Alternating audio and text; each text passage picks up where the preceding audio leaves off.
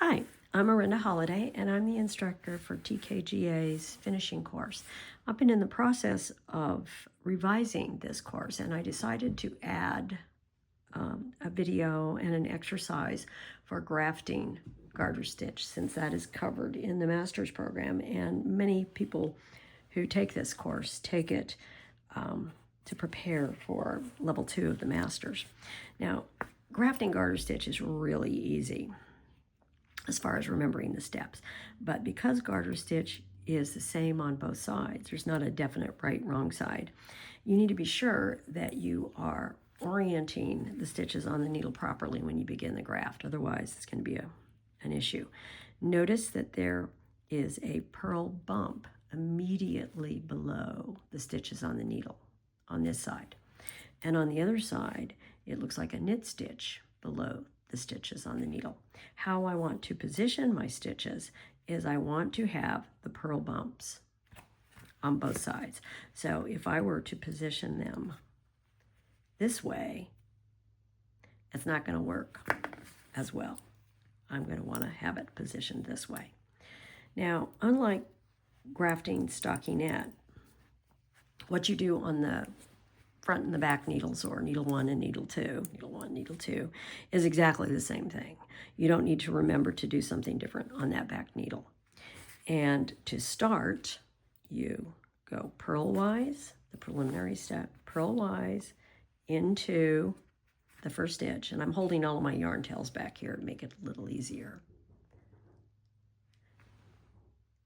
And then purlwise into the stitch on the back needle.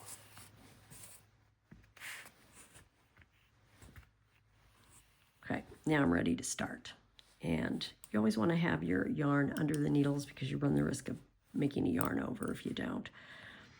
So I go knitwise into the first stitch and I take it off. And I go purlwise into the next stitch and I leave it on.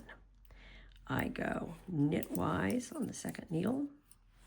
Go knitwise into the first stitch, take it off, go purlwise into the second stitch. And that's all there is to it. Knitwise, and then notice I have a kind of a split stitch there. I'm going to fix it. Purlwise. And when you're grafting, you want to pull the yarn a little tight, but not too tight. It's easier. We're going to have to clean this up when we're done. And it's easier to, that stitch is not oriented on the needle properly, so I'm going to fix it. It's easier to remove excess yarn than it is to make stitches larger. I'm going to do one more stitch on that back side, and then I'm going to stop and complete this, and then we'll look at cleanup. Knit and purlwise. Okay, you just do that till the end. And I'll stop right before I get to the end. Now you can see that I am creating those ridges as I do this, okay? So I'm gonna stop and finish. I'm back and I'm almost done, and I wanna show you how to finish the graft because I'm at the end of my stitches.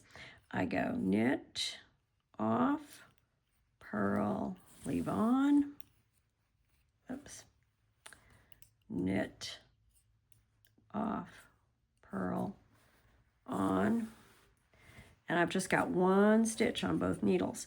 Well, when I started, I did purl on both needles, and so to finish it, I go knit off, knit off.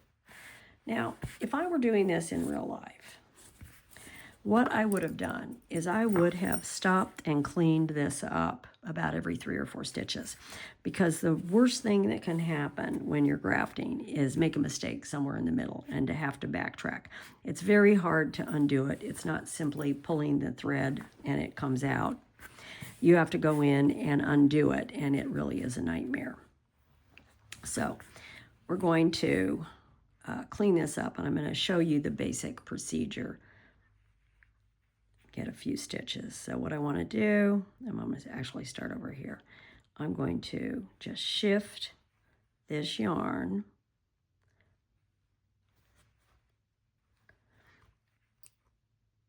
from the stitches. And what I'm going to do is try and match the size of this stitches on this ridge to the surrounding stitches. And it's tedious and, you know, is it fun? No, but it is very necessary. So I'm going to just shift, shift, shift. And